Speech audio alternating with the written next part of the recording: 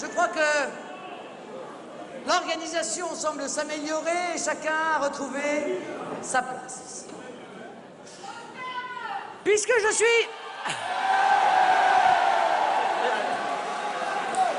Moi aussi, Marseille, je t'aime.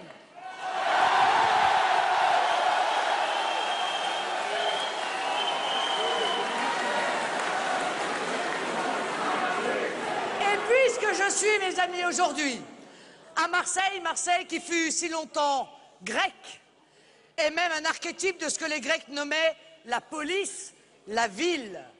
Marseille, cité presque autonome et prospère sous l'empire d'Auguste. Marseille, indocile au Moyen-Âge au point de contester même l'autorité des comtes de Provence, puisque nous chanterons tout à l'heure ce chant qui charma ces fils de l'armée du Rhin et que l'on appela pour cela Marseillaise. Puisque je suis, mes amis, en un mot, dans l'une des plus anciennes villes de France, en tout cas la ville la plus politique, je voudrais m'autoriser à faire ici ce que je ne peux m'autoriser toujours, un peu de politique. De politique au sens théorique, c'est-à-dire au sens noble. Je ne suis ni Nicolas Sarkozy, ni François Hollande.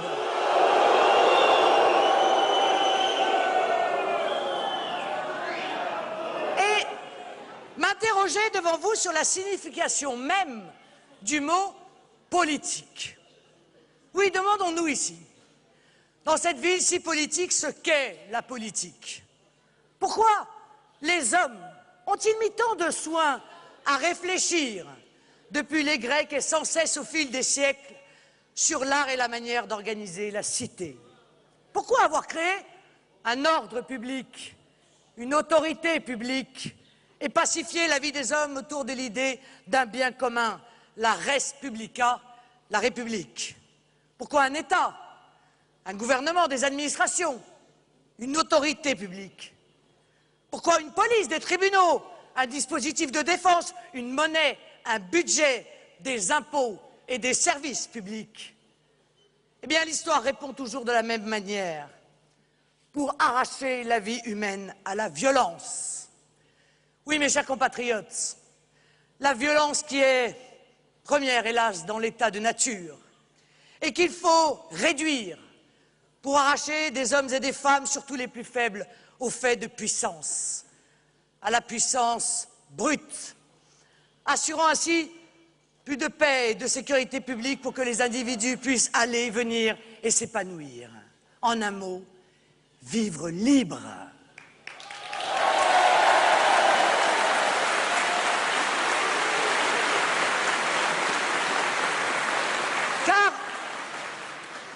Car bien entendu, c'est l'autorité publique qui rend libre face au règne des féodalités, des bandes, des hégémonies extérieures. Et c'est cette œuvre politique au sens fort du terme qu'il faut protéger et sauver. Pour nous, aujourd'hui, tout cela va de soi, ou plus exactement, jusqu'à ces dernières décennies, tout cela allait de soi. Il y avait une autorité publique reconnue comme légitime par tous les citoyens et respectée par tous ceux qui vivaient sur le sol français. Ordre républicain si évident qu'il s'imposait à tous. C'est pourquoi nous payons nos impôts, nous déférons aux convocations de la justice, nous obéissons aux lois. Eh bien, mes chers compatriotes, je vous le dis solennellement aujourd'hui, cet ordre public, lentement forgé au fil de l'histoire, se révèle beaucoup plus fragile et détérioré que nous ne voulons le voir, plus gangréné que nous osons le dire. Oui, je l'affirme, le tissu républicain fabriqué maille après maille au fil des siècles est en train de se déchirer sous nos yeux. Oh certes, ce n'est pas la première fois dans l'histoire de France que l'ordre souverain est mis à mal et que la violence de tous les jours regagne du terrain dans des portions croissantes du territoire. La France est une nation. En cela, elle est fragile. Elle n'est pas une évidence de la nature. Elle pourrait ne pas être, comme l'a dit le grand historien Michelet, souvent, très souvent, elle fut gagnée par son vieux démon, le vieux démon de l'anarchie.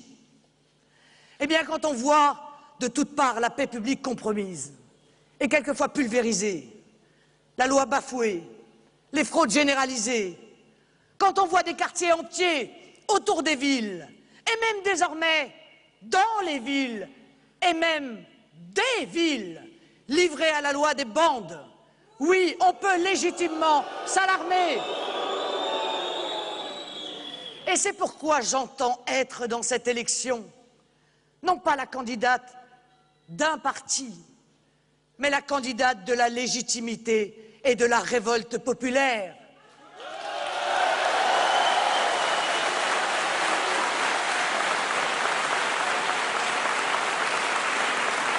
La candidate de la souveraineté de l'État, du peuple et de la nation.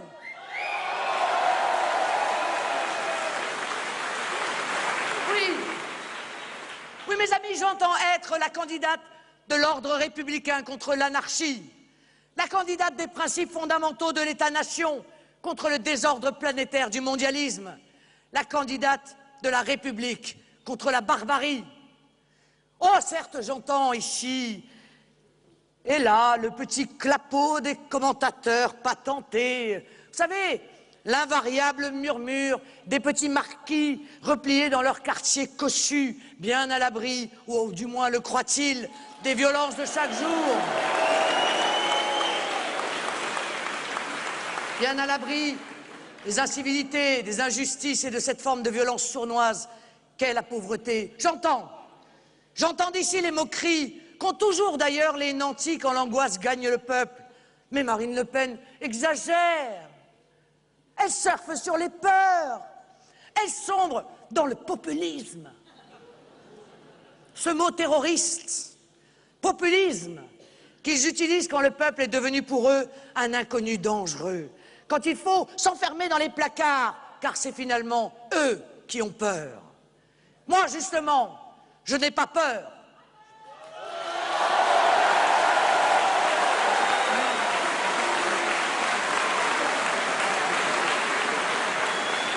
Je n'ai pas peur de regarder en face les réalités de la France. Je n'ai pas peur, moi, de voir et de dire que la loi des bandes et cette autre forme d'anarchie qu'est la loi des banques s'imposent aux Français et les violentent en maint aspect de leur vie quotidienne. La loi des banques et la loi des bandes, les uns comme les autres, sans foi ni loi et sans feu ni lieu.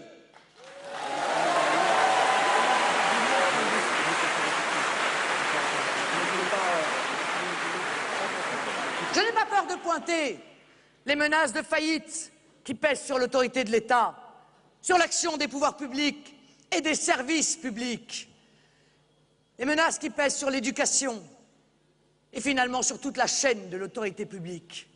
Je n'ai pas peur de dénoncer la pente qui pourrait tous nous entraîner vers un lent et violent chaos social. La Grèce pour horizon, comme sur l'affiche du président sortant. Il a mis la mer Égée.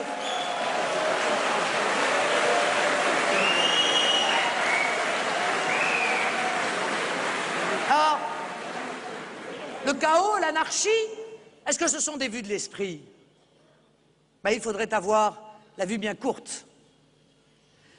Si elles se cachent les yeux, elles ne veulent pas voir les multiples drames que vivent aujourd'hui un nombre croissant de Français littéralement abandonnés, que nos petites élites, ou plutôt nos grands oligarques mondialisés, aient du moins le courage de regarder l'état où se trouvent certains de nos voisins européens. Des provinces entières d'Europe centrale, et même bientôt de l'Espagne, à des nations entières comme la Grèce. Regardons à 2 heures d'avion de Paris, la Grèce livrée aux banques et aux bandes sombres dans l'anarchie. Les impôts ne rentrent plus, on renvoie sa feuille au percepteur, les charges sociales ne sont plus payées, les salaires de moins en moins. Les retraités, les uns après les autres, commencent à faire la queue à la soupe populaire. Le travail souterrain prolifère en même temps que les trafics.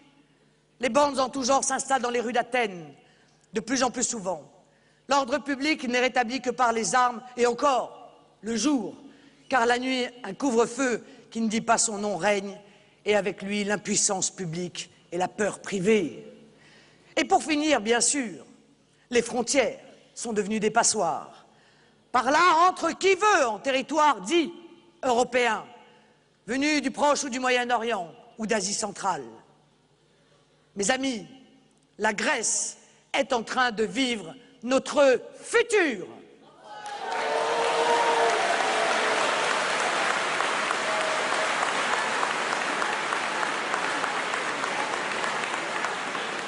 Alors oui, mes chers compatriotes, il n'existe en ce domaine qu'une vérité. Il est temps, il est plus que temps, il est même de la plus grande urgence de changer tout le logiciel supranational et libertaire qui a, depuis mai 68, sapé la souveraineté de la nation et de son peuple, sapé l'autorité de l'État et celle de ses agents. Il est de la plus grande urgence de reprendre en main notre pays, de prendre ses problèmes à bras-le-corps avant qu'ils ne roulent à terre.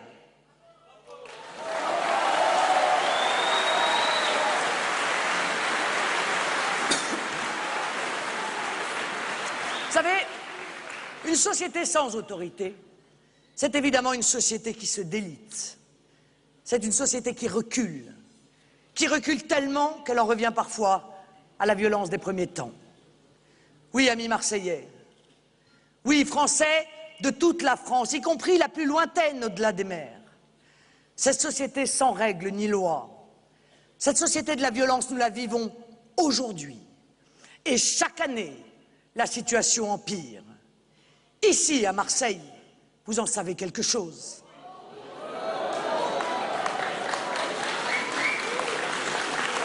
Et vous n'en pouvez plus.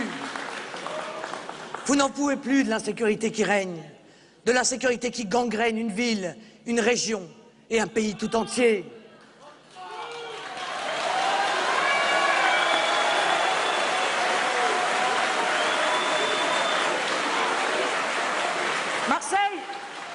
Marseille est devenu le triste symbole du terrible échec de Nicolas Sarkozy sur l'insécurité. Oh, ça, vous êtes courtisés par tous les ministres de l'Intérieur qui viennent y pleurer régulièrement des larmes de crocodile devant les caméras de télévision pour mieux cacher que rien ne change. Vous n'en pouvez plus, je le sais, de ces promesses qui refleurissent avant chaque élection dans la bouche de ceux qui n'ont rien fait depuis si longtemps. Vous n'en pouvez plus de l'autosatisfaction permanente des ministres et des présidents qui se succèdent et qui pourtant échouent si lamentablement. Ces ministres et ces présidents qui préfèrent les mots à l'action. Où est-il le Karcher ?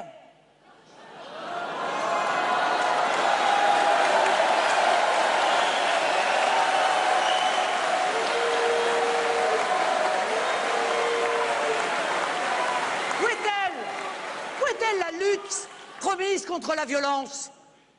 Pourquoi tant de laxisme? Pourquoi toujours trouver des excuses aux voyous et n'avoir jamais la moindre considération pour les victimes?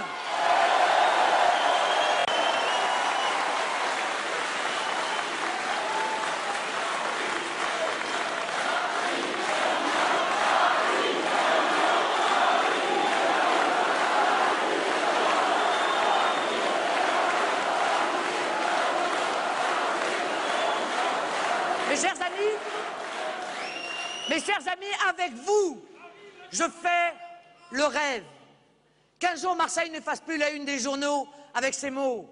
Nouveau règlement de compte à Marseille, nouvelle fusillade à Marseille, encore 2 morts par balle dans la cité phocéenne. Oui, vous méritez bien mieux que cela. Oui, j'aimerais qu'on parle de Marseille comme d'une ville française où il fait bon vivre, comme d'une ville française où chacun se sent bien, où nos enfants jouent tranquillement, où nos jeunes étudient sans crainte, où nos personnes âgées vivent paisiblement. Oui, Vous avez droit à la sécurité, à la tranquillité et à l'ordre républicain, comme en ce droit l'ensemble de nos compatriotes en tout lieu de France.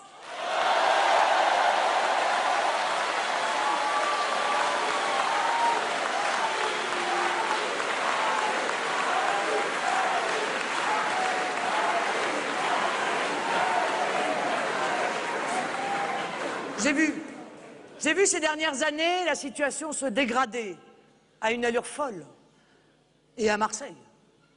J'ai vu votre ville sombrer dans le désordre, l'anarchie, les bandes, la violence du quotidien. J'ai vu, désolés, révoltés, les pouvoirs publics rester les bras croisés, laisser les Marseillais seuls face aux violences. Rien qu'en 2011, 20 règlements de compte dans cette région, 16 morts et l'insécurité insupportable du quotidien. Nous avons le devoir de rétablir l'autorité de l'État dans tous les territoires perdus de la République.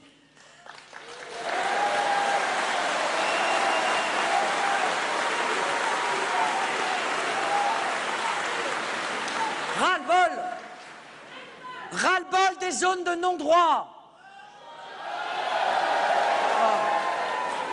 De non-droit ou d'un autre droit. Ces zones où la France n'est plus chez elle, où les services publics, les secours, les pompiers entrent la boule au ventre, ces zones de non-droit où les habitants sont pris en otage par des minorités violentes qui prospèrent tranquillement sur les trafics, sur la drogue, sur l'impunité quasi assurée.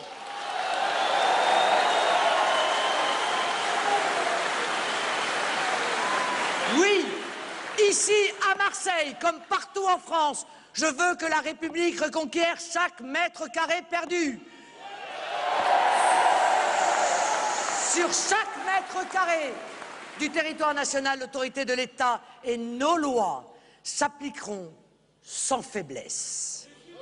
Ah, nous parlerons peu, mais nous ferons beaucoup. Nous préférerons, mes chers amis, l'action aux promesses et aux discours. Bref, nous ferons exactement l'inverse du quinquennat que nous venons de subir.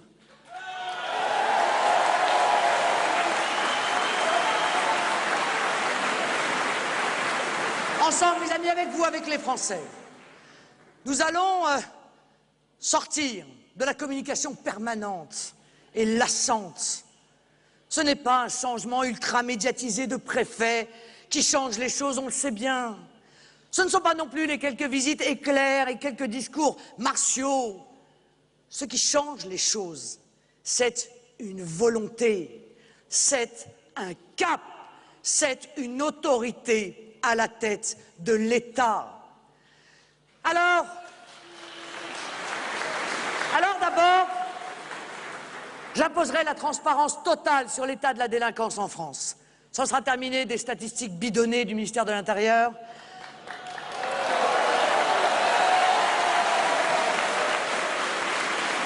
De ces petites manipulations, vous savez, ces petites manipulations dénoncées chaque jour par des services de police et de gendarmerie écœurés.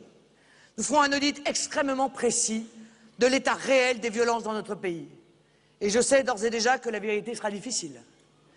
Ensuite, je rendrai aux Français leur sécurité, parce qu'elle est la première des libertés, parce qu'elle frappe en premier lieu les plus pauvres, les personnes âgées, nos jeunes, les plus vulnérables d'entre nous. Parce que la peur pour soi, pour les siens, pour ses biens, est devenue une sourde angoisse quotidienne, devenue presque familière.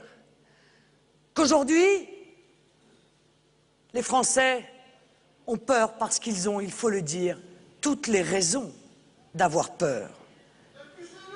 Qui a, en toutes circonstances, l'esprit tranquille face aux agressions, aux meurtres gratuits, au trafic de drogue, au cambriolage, au vol? Plus personne. Alors oui, mes chers amis, partout en France, ce sera la tolérance zéro.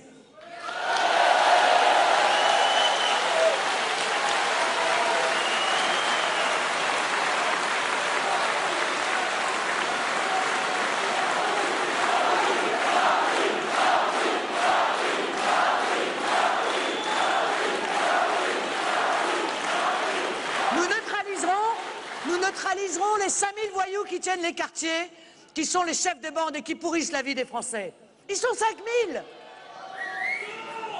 Ce n'est pas moi qui le dis, ce sont les criminologues, 5000 environ. C'est maintenant à l'État de se donner les moyens d'aller les chercher, un par un, et de les juger avec la plus grande fermeté.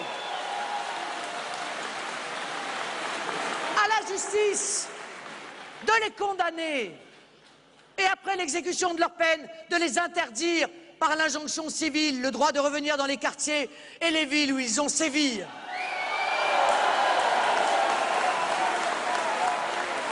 On assèchera, mes amis, enfin le terreau sur lequel la voyoucratie prospère, la drogue.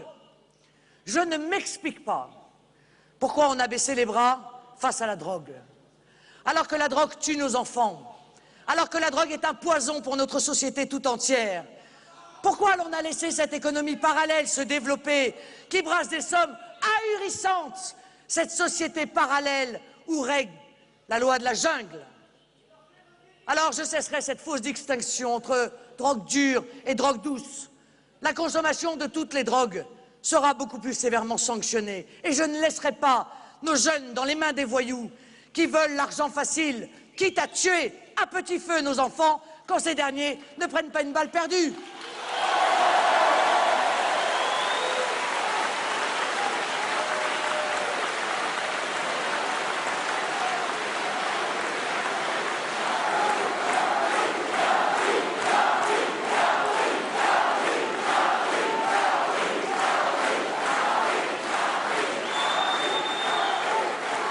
Je vous fais une promesse. Partout où Nicolas Sarkozy a semé l'insécurité, je rétablirai l'autorité de l'État. Ah, pour ça, il faut prendre des mesures. Eh bien, les effectifs de police et de gendarmerie seront reconstitués en 5 ans, alors qu'ils ont fait les frais d'une inadmissible politique de saccage matériel et moral des forces de l'ordre.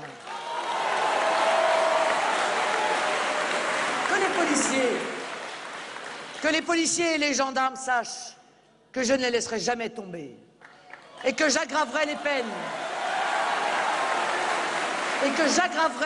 Pour les personnes coupables de violences verbales ou physiques à leur encontre. Qu'ils sachent que face aux voyous, c'est toujours l'État et ses serviteurs que je défendrai. Que les Français sachent que face à la violence, c'est l'ordre et l'autorité que je choisirai en toutes circonstances. On rendra enfin aux Français une vie paisible. On rendra aux plus petits une justice, enfin. On rendra à tous une tranquillité, enfin. Et parce que la justice l'impose, plus aucune prestation sociale, aide, logement, RSA,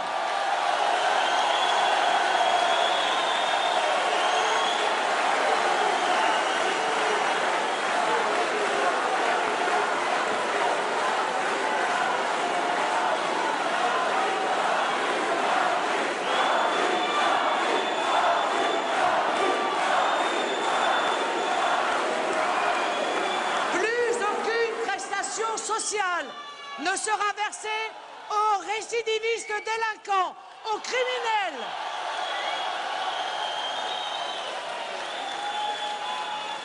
J'en prends l'engagement devant vous. L'idée de voir des Français travailler dur, se sacrifier pour verser des aides sociales aux voyous récidivistes ou aux criminels est devenue insupportable.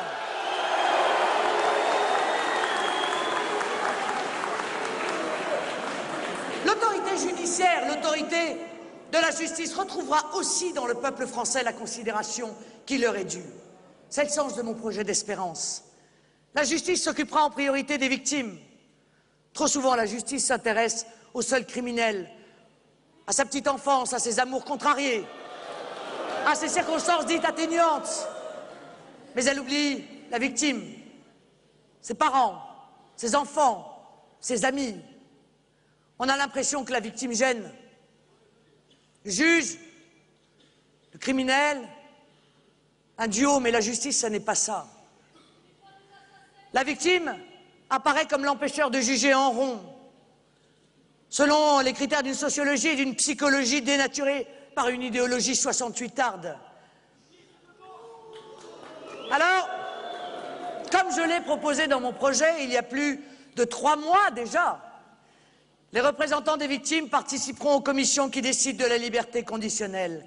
Il y en a assez de voir des femmes déménager parce que leurs violeurs, après quelques courtes années, s'installent près du lieu de leur crime. Les victimes ont aussi leur mot à dire.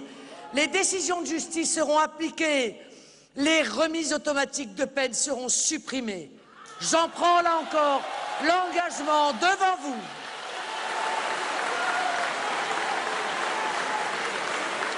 Mes amis, quand la condamnation est de 10 ans, elle est de 10 ans.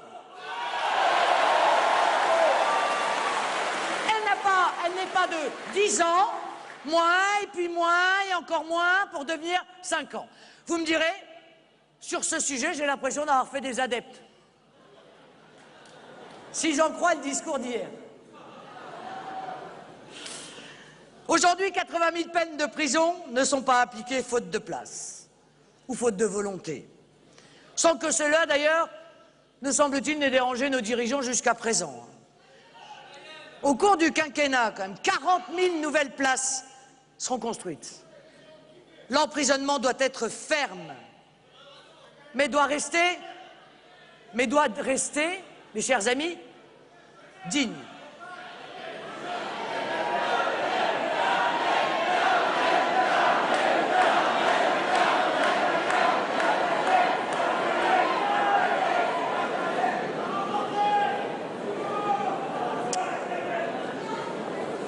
Mes amis, des accords bilatéraux seront passés avec certains pays surreprésentés dans les statistiques de la délinquance française, afin que les délinquants étrangers effectuent leur peine dans leur pays d'origine.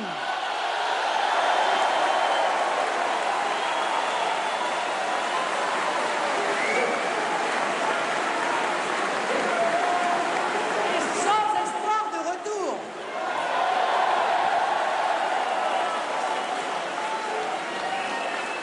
Disposition dont je vous rappelle tout de même qu'elle avait été honteusement supprimée par Nicolas Sarkozy, alors ministre de l'Intérieur. Alors écoutez, le principe est clair et sera clairement affirmé. Les délinquants étrangers n'ont aucun droit au retour. Ils ont trahi l'hospitalité que nous leur avons accordée. Double peine? Mais peut-être, oui. Une peine pour le délit commis et une peine pour cette trahison.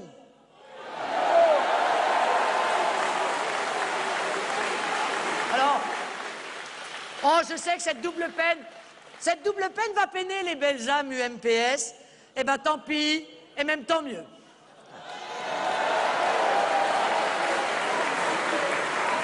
La responsabilité pénale, mes amis, sera accrue pour tous les mineurs de plus de 13 ans. Le traitement des dossiers les concernant sera accéléré, c'est normal. La conscience de l'écoulement du temps n'est évidemment pas la même pour un adolescent ou pour un mineur que pour un adulte. En général, quand le système glapit d'ailleurs, c'est que vous êtes dans la bonne voie, c'est-à-dire la voie de la défense du peuple. Alors il va peut-être glapir là, mais je pense qu'il faut multiplier les établissements spécialisés pour les mineurs afin que les peines prononcées soient effectuées tout en maintenant un cycle d'études ou de formation professionnelle. Et puis qu'on cesse de se mentir. Qu'on cesse de se mentir.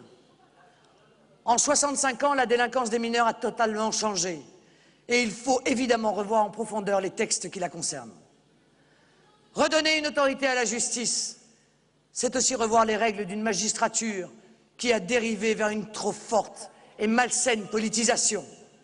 Au point qu'aujourd'hui, les Français doutent de son indépendance et de sa neutralité. Je veux rétablir la confiance des citoyens en l'autorité judiciaire. Les magistrats retrouveront leur indépendance par la suppression de ces syndicats qui influencent leur carrière et leur jugement.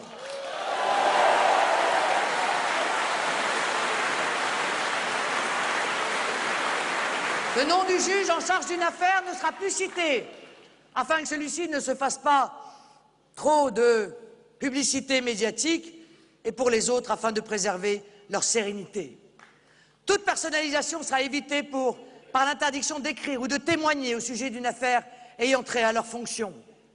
La séparation des pouvoirs sera assurée par l'interdiction pour les magistrats de s'engager politiquement.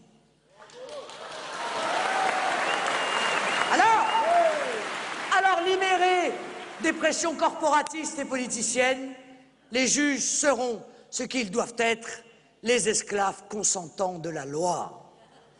Il est certes difficile de juger son prochain en appliquant avec intelligence et discernement la loi à chaque cas concret et particulier qui leur est soumis. Et pourtant, il faudra bien instaurer une responsabilité personnelle des magistrats en cas d'erreur manifeste ou de faute. En plus des poursuites disciplinaires. La responsabilité des juges sera ainsi similaire à celle des avocats, qui fut d'ailleurs élaborée par les juges eux-mêmes.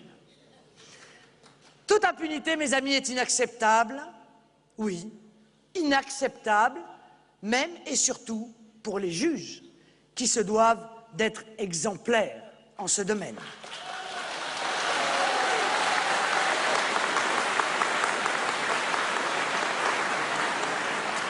Oui, ici à Marseille, plus encore qu'ailleurs. Vous savez à quel point nous avons besoin d'une autorité de l'État face à l'anarchie d'une mondialisation débridée. Vous savez, vous, à quel point l'ouverture totale des frontières et les drames qui la suivent, parmi lesquels l'immigration massive, doivent trouver face à eux une puissante autorité de l'État pour rappeler des principes, imposer une règle et changer enfin les choses. Ainsi, mes amis, notre beau projet national d'assimilation des étrangers, la France a pu le porter pendant des décennies de manière raisonnée, mais aussi raisonnable. Générations d'immigrés italiens, polonais, puis espagnols ou portugais, toutes, se sont donné les moyens de la véritable assimilation à la société française.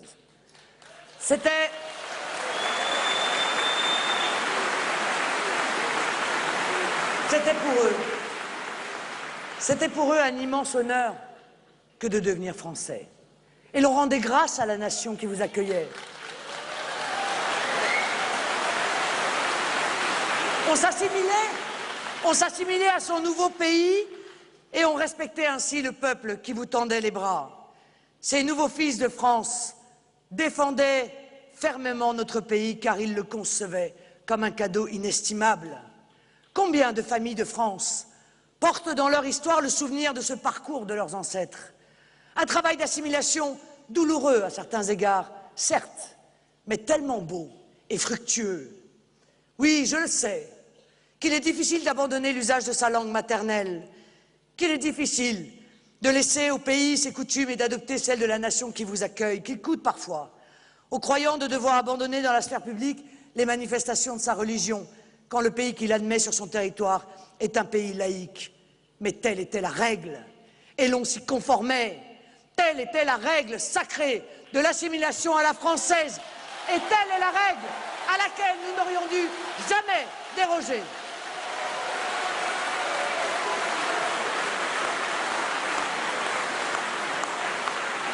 Ce travail d'assimilation, des millions d'immigrés par le passé ont accepté de le faire.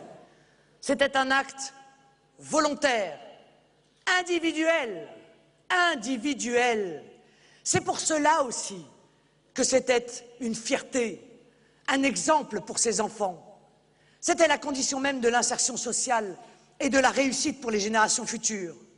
Les parents le comprenaient bien et la politique de l'État guidait leurs meilleures intentions pour que chacun reconnaisse les vertus de l'assimilation, les fasse siennes et entre une bonne fois pour toutes dans la grande famille de la République française. Mais la règle n'est plus respectée. Ce qu'il est loin aujourd'hui, ce temps où l'assimilation n'était pas un gros mot, qu'il est loin désormais ce temps où l'effort de l'assimilation était admis, était même compris comme une condition nécessaire pour bien vivre, pour vivre en harmonie avec le peuple français. Alors, mes amis, que les choses soient claires. Je veux vous redire une fois pour toutes qu'il est impossible d'assimiler une immigration aussi massive que celle que nous vivons depuis maintenant des décennies.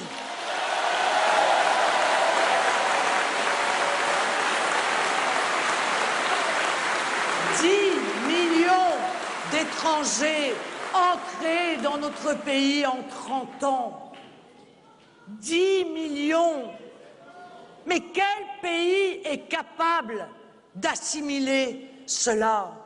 Regardez les difficultés qu'a l'Algérie avec l'immigration chinoise.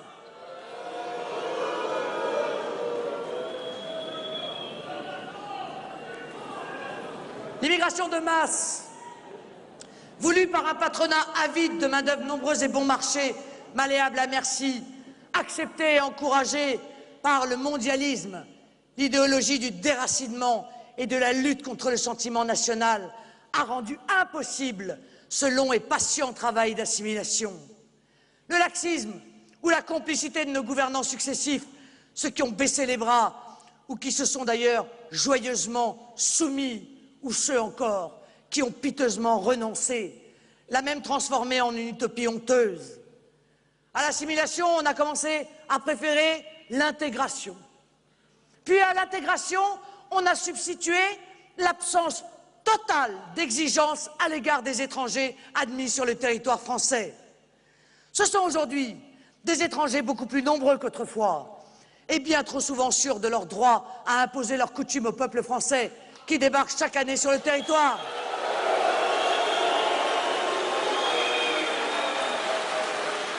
Et Marseille en sait quelque chose. Au-delà d'une impossibilité mathématique, surtout en situation de crise, de chômage, comme nous le vivons depuis déjà trop longtemps, au-delà de cette impossibilité mathématique d'absorber 200 000 étrangers légaux, sans compter les clandestins qu'on n'arrive pas évidemment à compter. Eh, mais c'est une utopie qui a pourtant été appliquée pendant le quinquennat de Nicolas Sarkozy, celui qui avait promis de faire baisser l'immigration. Au-delà, mes amis, de cette impossibilité mathématique, c'est une culture droit de l'homiste insupportable qui conteste le concept même d'assimilation des étrangers dans la nation française. On leur dit qu'ils ont tous les droits, qu'ils n'ont aucun effort à faire. On leur dit qu'ici, tout sera respecté jusqu'à des attitudes et des façons d'être dans la société qui sont en totale contradiction avec ce qui fait l'âme de la France, à ce qui fait l'âme française. Vous le savez, certains étrangers sont aujourd'hui depuis 30 ans sur notre territoire et n'ont jamais fait l'effort d'apprendre notre langue.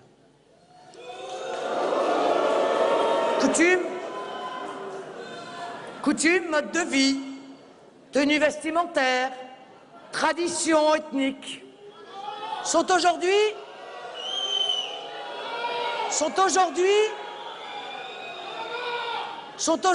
arborées ou imposées aux Français dans ce qui ressemble de plus en plus souvent à une forme de provocation, d'arrogance.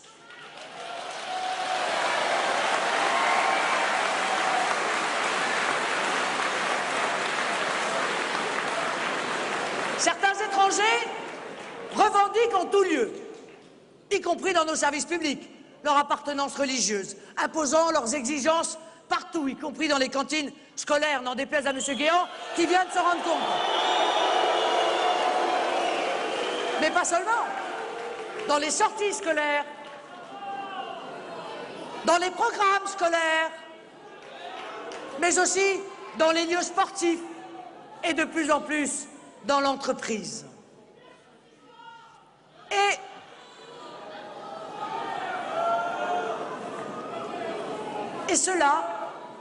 ceux-là même qui voudraient, eux, s'assimiler, parce qu'il en reste, bien sûr, sont les premiers à souffrir de la tension incontournable que crée ce type de comportement. Tension qui peut parfois aller jusqu'au rejet. Alors qu'on devrait, ceux-là qui ont fait la démarche de l'assimilation, les encourager, ceux qui sont de bonne volonté, de tout notre cœur, dans leur chemin vers la France, ils subissent la pression des autres. Ils subissent la stigmatisation de ceux qui veulent au contraire imposer leur culture sur le territoire français. Ils sont même dévalorisés dans leur quête d'assimilation.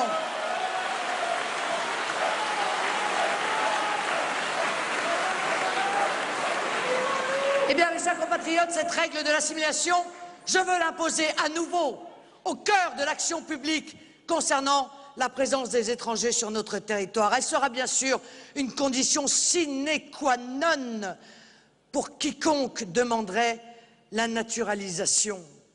Et je vais vous dire une chose, mes chers amis. J'ai reçu un mail d'un Français d'origine étrangère qui m'a dit ça.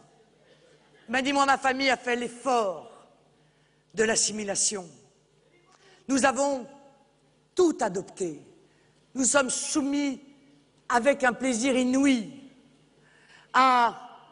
au mode de vie, aux mœurs, aux codes, aux traditions, aux lois de la République française.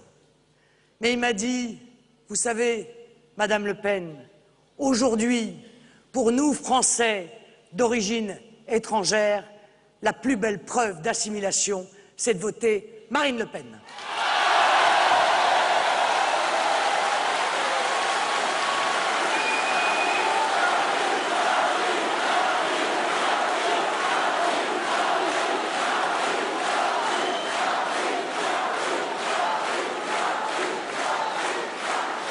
Et il a raison.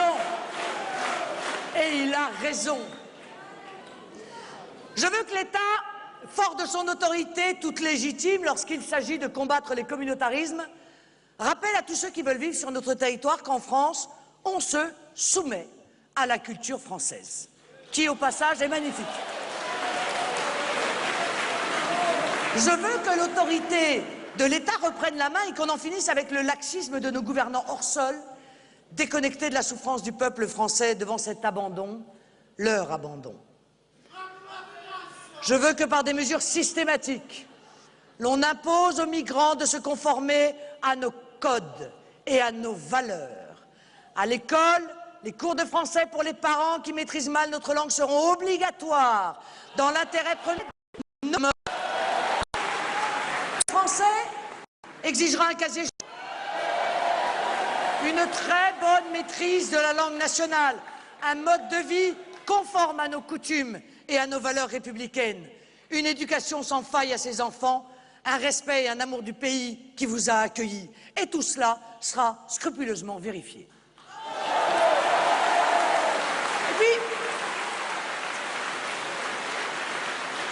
Et puis je veux qu'on prenne aussi des mesures symboliques qui rappellent à chacun, partout et en tout lieu, l'autorité de l'État sur cette question.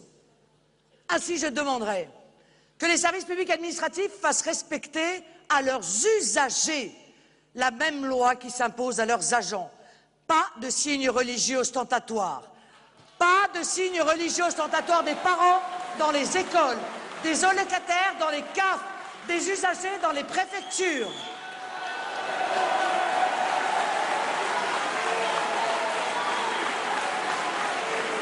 Et partout sur ces mêmes services, des drapeaux français toute l'année et pas seulement les jours de fête.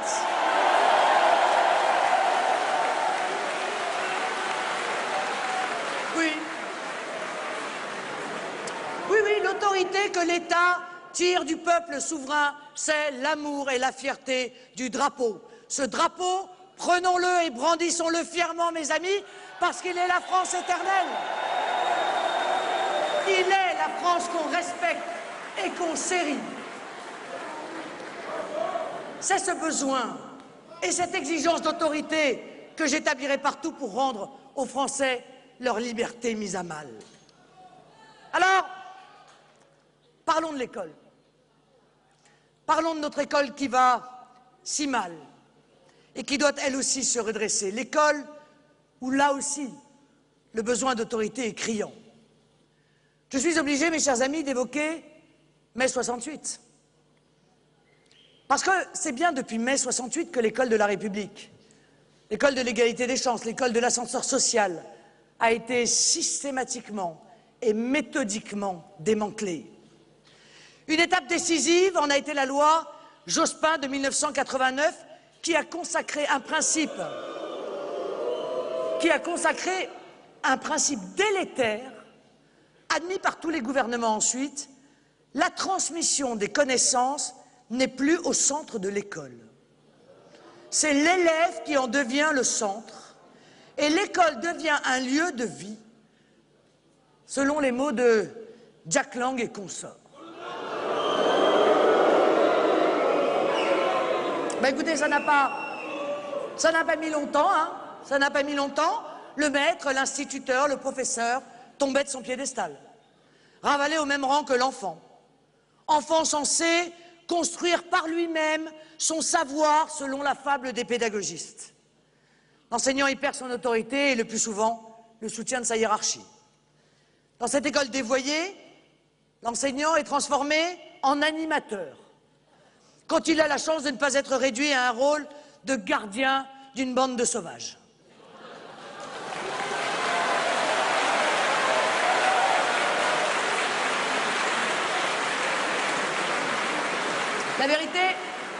La vérité est que depuis plus de 20 ans, tous les ministres de l'Éducation nationale, de Jack Lang à François Bayrou, de Claude Allègre à Luc Châtel, ont encouragé toutes ces dérives. Et ils ont bien souvent gâché l'école. Cette école qui était depuis Jules Ferry la fierté de la France. Face à ce désastre, provoqué par la droite et la gauche réunies, nos deux candidats siamois mettent en scène leur simulacre de combat de mots. Je vous indique tout de suite que c'est pour détourner l'attention des Français de l'essentiel. Je pense que chacun l'a bien compris. Ils ne remettent pas d'ailleurs en cause les racines de cette situation, car leur tronc est commun. Nicolas Sarkozy répète ses promesses non tenues de 2007. D'ailleurs, en toutes circonstances, il ne fait plus que cela, d'ailleurs.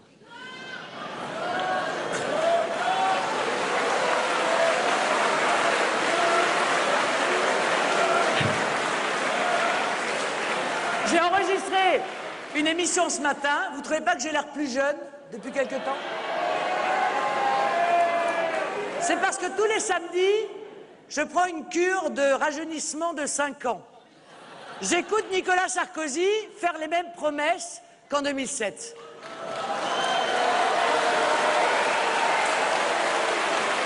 Ah, c'est efficace, hein? C'est efficace. Mais pourquoi? Question simple qui va paraître sûrement populiste. Ou stupide, au mieux. Pourquoi tiendrait-il, dans les 5 ans qui viennent, les promesses qu'il n'a pas tenues au cours des 5 ans passés?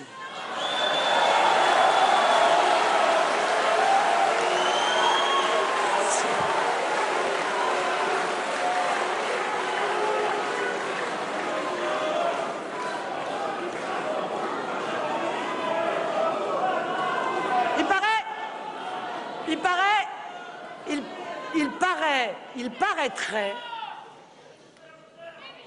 qu'il aurait dit: ah oui, mais les propos ou les réflexions de Marine Le Pen sont épaisses.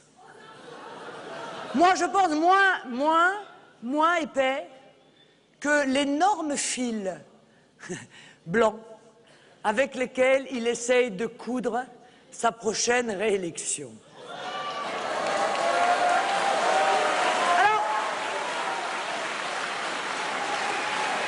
vous avez vu, il a ressorti le « enseigner plus pour travailler plus ». Bon. Je pense que les Français sont quand même vaccinés sur le « travailler plus pour gagner plus ». Quant à François Hollande, il promet lui 60 000 postes d'enseignants.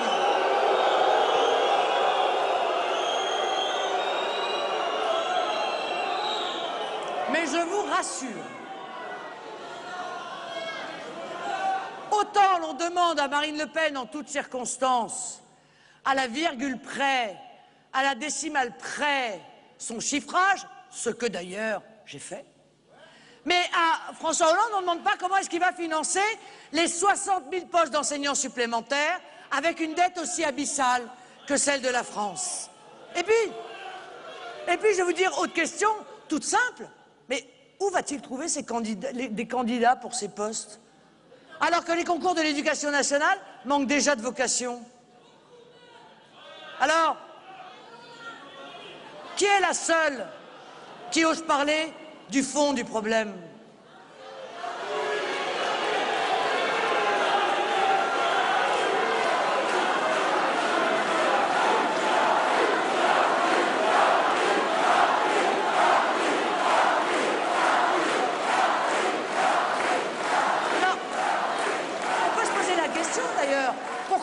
Pourquoi est-ce qu'il manque de vocation? Sinon parce que le métier d'enseignant est complètement dévalorisé. Dévalorisé déjà par les conditions de son exercice. Et l'un des responsables de cette évolution, Philippe Mérieux, est précisément candidat, soutenu par le Parti socialiste aux prochaines élections législatives. Et je vous signale que de l'autre côté, du côté de l'UMP, on se rallie quand même peu à peu à l'idée absurde de supprimer la note à l'école, alors qu'elle est un marqueur fondamental pour nos enfants. Oui, face à ces deux démagogies que constituent chacun des flotteurs de l'UMPS, je propose une voie raisonnable, qui repose sur un principe simple. L'autorité du maître et l'enseignement classique des savoirs fondamentaux pour relever une école primaire, fondement de toute la politique d'éducation.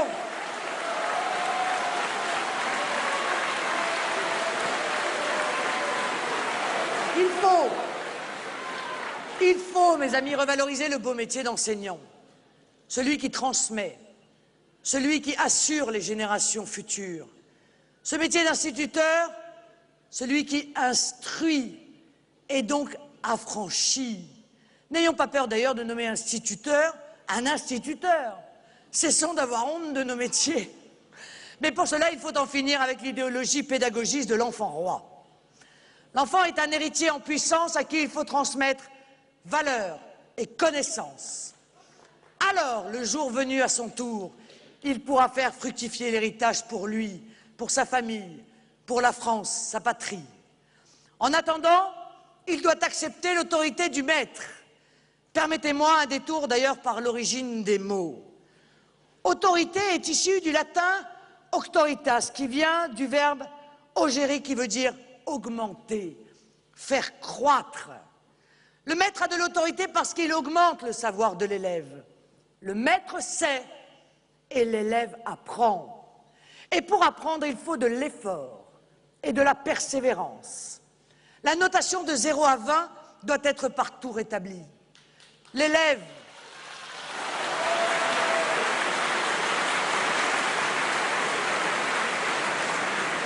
parce que l'élève doit pouvoir mesurer son travail. Il doit pouvoir le voir croître. Le maître est là pour aider l'élève sur ce chemin ardu de l'apprentissage. Aussi, le maître a le droit au respect de l'élève. L'élève a le devoir de respecter le maître. Alors oui, 3 fois oui, aux attitudes qui marquent cette différence de niveau. L'élève se lève quand le maître entre dans la classe. L'élève ne tutoie pas le maître.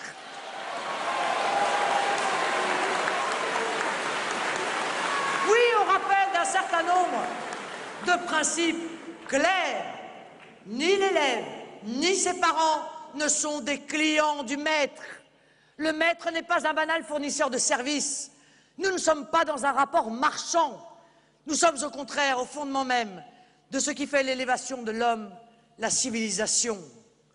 Pour cette rude tâche qui consiste à transformer une jeune pousse, parfois sauvage, en citoyen utile à la République, en honnête homme, le maître doit disposer de prestige et d'autorité. Il doit avoir le soutien de sa hiérarchie et de toute l'administration. Il doit bénéficier d'une protection juridique renforcée en cas d'agression, même verbale, d'un élève, d'un parent ou d'un grand frère.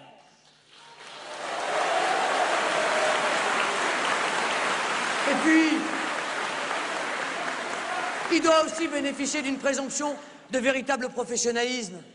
Je le dis, le maître doit pouvoir donner des punitions. De ce point de vue, sans vouloir rétablir les châtiments corporels, écoutez, je ne peux que soutenir ce maire d'une petite ville du nord de la France qui a donné une gifle à un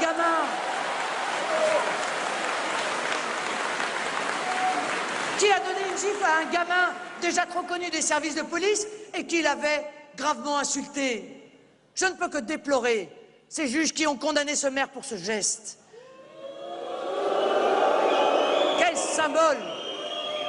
Quel symbole révélateur d'une société qu'on voudrait inverser dans ses valeurs. Mais que fera donc la justice quand elle retrouvera ce gamin pour quelque délire? Ne devra-t-elle pas alors s'interroger sur le mépris de l'autorité qu'elle aura encouragé chez ce gosse, mais aussi chez tant d'autres adolescents? Mais seul le maître ne peut rien sans la famille, noyau de notre société. C'est pourquoi, mes chers compatriotes, je pense qu'il faut redonner une place à l'autorité aussi au sein de la famille. Parce que de ce point de vue-là aussi, mai 68 a été un désastre.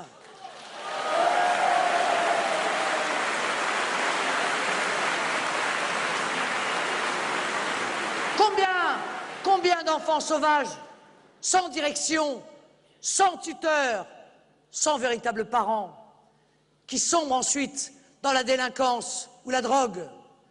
Combien de familles déstructurées par la démission des parents? Mais combien aussi de parents contestés dans leur éducation par la société même qui aujourd'hui leur reproche cette démission?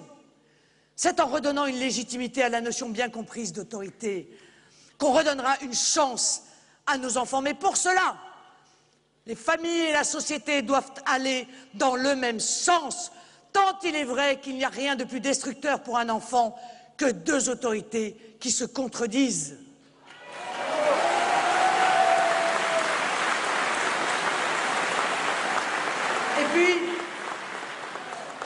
Et puis, n'oublions jamais l'avertissement de Platon, que je me dois de vous lire intégralement. Lorsque les pères s'habituent à laisser faire les enfants, lorsque les fils ne tiennent plus compte de leurs paroles, lorsque les maîtres tremblent devant leurs élèves et préfèrent les flatter, lorsque finalement les jeunes méprisent les lois parce qu'ils ne reconnaissent plus au-dessus d'eux l'autorité de rien et de personne, alors c'est là, en toute beauté et en toute jeunesse, le début de la tyrannie.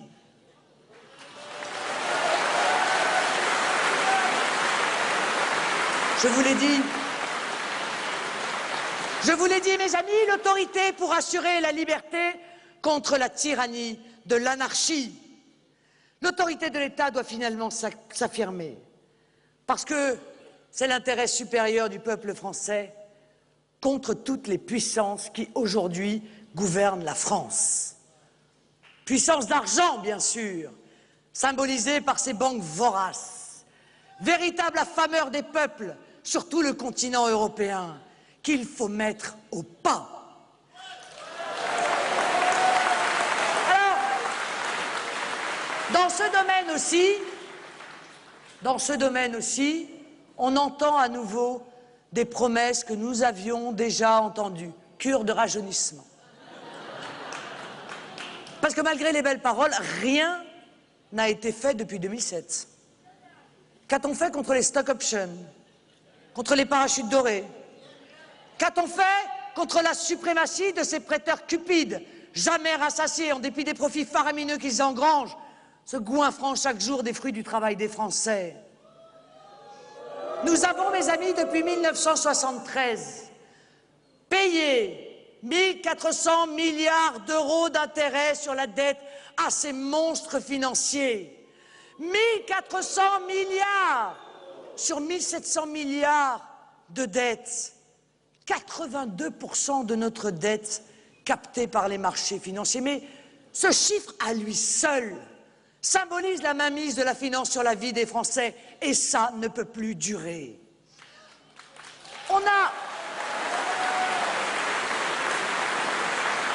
D'ailleurs, vous avez vu, on a si bien accepté le pouvoir des banques au détriment de celui de l'État qu'on se réjouit de la nomination de leurs employés dans les autres pays d'Europe. Grèce, Italie, BCE, on a nommé sans consulter les peuples d'ailleurs, à la tête de ces pays ou institutions d'anciens employés de Goldman Sachs. Mais oui, mais nous ne voulons pas connaître le même sort. Et je vous le dis très clairement, si les Français font un mauvais choix le 22 avril et le 6 mai prochain, un choix du passé et du renoncement, c'est aussi ce qui nous attend. Et ça va aller vite. La soumission de l'État aux banques et aux marchés financiers n'est plus acceptable aujourd'hui. Ce rejet est l'un des ferments de la révolte populaire en train de monter. Dès mon élection, je supprimerai le monopole des marchés financiers dans les prêts à l'État au profit de la Banque de France.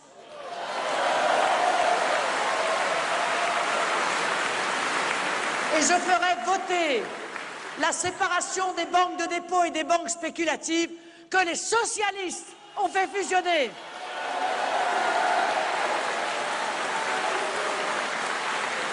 La puissance publique doit fixer de nouvelles règles du jeu pour en finir avec la loi de la jungle qui ne profite, vous vous en êtes tout de même bien rendu compte, qu'à quelques-uns. Soyez-en sûrs, arrêtez d'engraisser les marchés est le seul moyen, avec la priorité nationale, de sauver notre système de protection sociale. Et quand je dis que l'État doit retrouver son autorité face aux puissances qui aujourd'hui l'étouffent, je pense bien sûr aussi, et même avant tout, à l'arnaque bruxelloise. Eh oui, parce que la France, comme bien d'autres nations du continent européen, souffre de cette effroyable fuite en avant fédéraliste que subit l'Europe. Halte au mensonge. Véritable catalyseur du mondialisme, cette Europe-là n'est pas faite pour les peuples et la paix. Elle est faite pour faire respecter les exigences de l'oligarchie financière qui gouverne depuis des décennies nos projets européens. Et croyez-moi,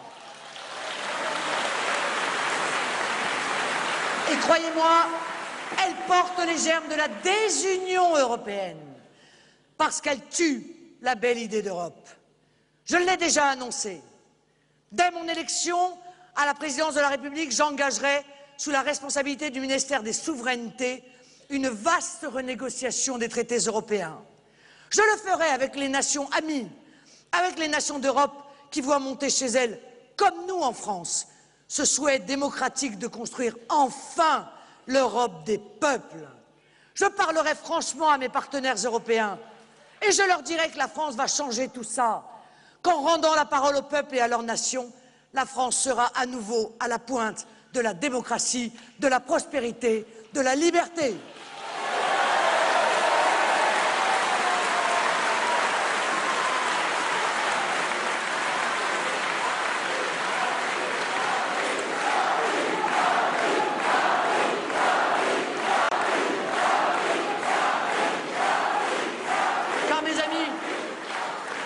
Honnêtement, à qui profite la libre circulation des personnes sur le territoire européen? Aux quelques touristes qui franchissent la frontière sans devoir passer par la douane.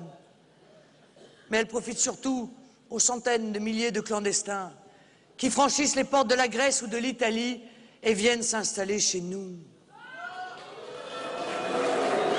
Car, mes amis, à qui profite la libéralisation des services publics? Aux consommateurs qui verraient leurs factures baisser? Certainement pas. Électricité, gaz, train, les prix grimpent. Elle profite surtout aux multinationales qui se gavent désormais en menaçant les emplois de nos entreprises publiques, augmentant les tarifs, dégradant la qualité du service rendu à l'usager. Car à qui profite l'ouverture totale des frontières européennes? Aux producteurs et aux exportateurs européens? Certainement pas. Elle profite à ces pays qui nous livrent une concurrence déloyale et envahissent nos marchés, font fermer nos usines et créent chez nous une misère sociale qui n'a plus grand-chose à envier à celle des pays émergents. À qui profite la mise sous tutelle de notre économie, de notre politique monétaire, puis maintenant avec cet épouvantable traité Merkozy récemment signé, notre politique budgétaire?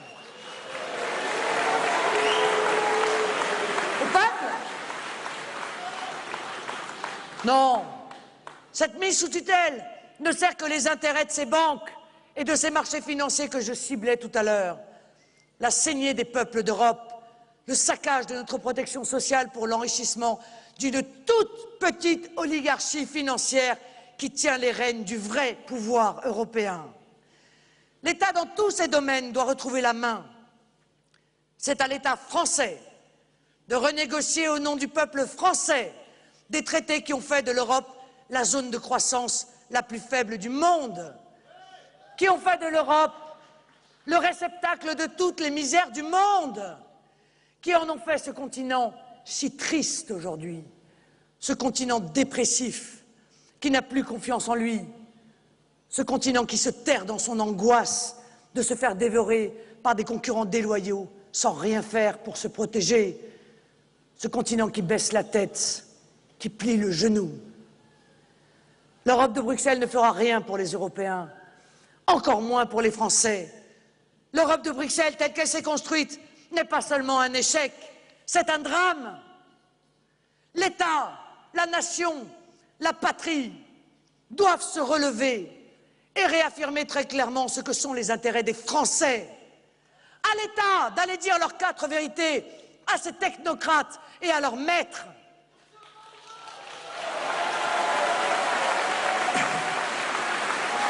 L'autorité de l'État contre la prison des peuples, l'autorité de l'État et la fermeté de ses dirigeants pour la liberté du peuple français, le peuple, toujours, partout.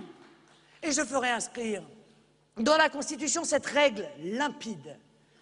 Référendum obligatoire sur l'ensemble des traités européens et sur toute nouvelle réforme de la Constitution.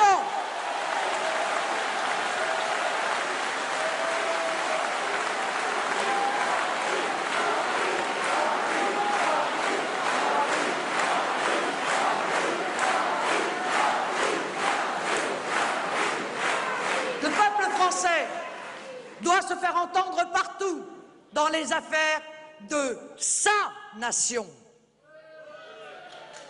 Ah, l'Europe. Il faudra leur dire un jour, mes chers compatriotes, l'immense responsabilité, la responsabilité historique de ceux qui ont prétendu faire l'Europe en la détruisant, en détruisant son tissu, en niant les peuples, les civilisations et les traditions, en délégitimant les gouvernements, en interdisant aux États l'indépendance, en ruinant leur légitimité, donc leur autorité. La souveraineté, c'est l'autorité, et la souveraineté ne se divise pas. Quand elle est niée, toute l'autorité publique se détricote par le haut.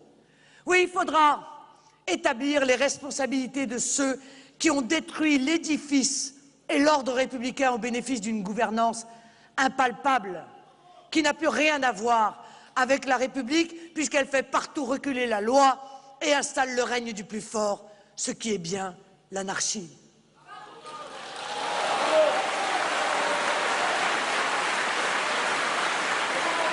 Il faudra juger pour abandon de République ceux qui ont laissé l'anarchie s'installer par ignorance de l'histoire et de ses drames, par ignorance des mécanismes de l'autorité et de ses devoirs, par ignorance aussi des cultures nationales, des civilisations, de leurs principes, de leurs valeurs et de leurs traditions. Tant il est vrai que, comme l'a dit Hannah Arendt, une phrase très profonde sur laquelle il y aurait beaucoup à méditer, seule la tradition fait autorité. Vous détruisez les traditions, vous détruisez les peuples qu'elles forment, vous détruisez peu à peu les États qui les illustrent et les protègent, et vous détruisez finalement tout ordre humain. Vous n'avez alors pas la liberté, comme le croient bêtement les libertaires à la mode. Vous ne faites que vous soumettre à la violence brute des puissants. Et vous avez finalement non la liberté, mais la servitude. Voilà pourquoi je suis venu à Marseille, pour vous dire, chers compatriotes, que pour la France, l'heure est grave. Car, je le répète, il est plus tard qu'on ne le pense. Je suis la candidate de la défense de la République contre les grands féodaux de l'intérieur comme de l'extérieur. Je suis la candidate de la défense de la Ve République telle que l'ont voulu ses fondateurs, obsédés par la déliquescence de l'autorité de l'État qui avait mené la IVe République au bord du chaos. Je serai celle qui restaurera la Ve République dans son esprit.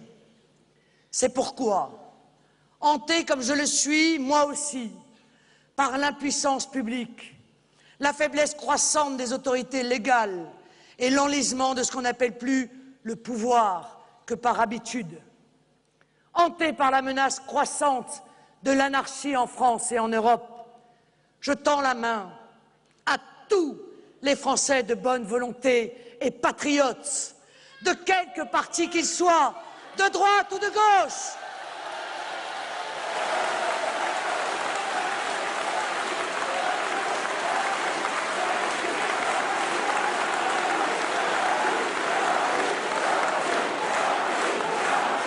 Je tends la main à tous ceux qui tout simplement ne veulent pas que la République s'évapore et que la France meure.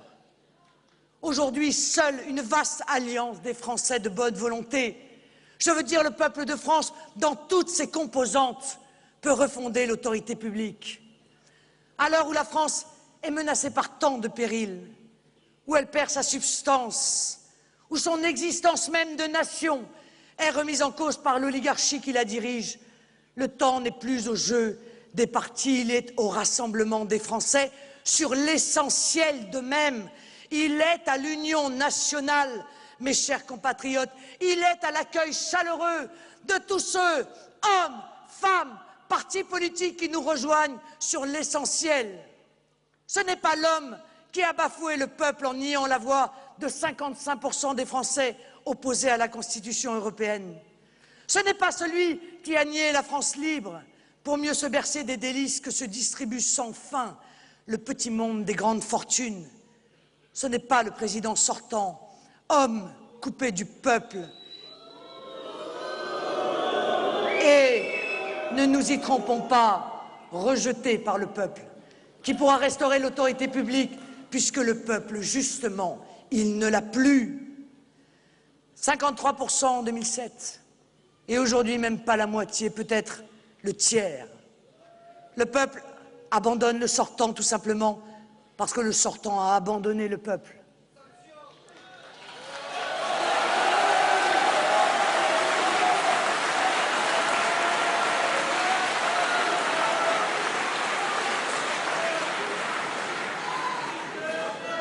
L'histoire l'oubliera très vite parce qu'il a oublié l'histoire, et particulièrement l'histoire de France. Tout le monde le sait. Qui réunira le peuple dans ses profondeurs pour former ce sursaut national et populaire que trouve toujours la France tôt ou tard quand elle se voit près de rouler au précipice. Et ce n'est pas davantage, bien entendu, ce brave radical de la IVe République qui est le siamois du sortant. Ce n'est pas ce Corrézien qui ressemble tant aux notables de la bonne vieille République d'hier, qui prendra le peuple de France à bras le corps pour assurer le redressement national, même soutenu, tiens, par un autre Corrézien, M. Chirac.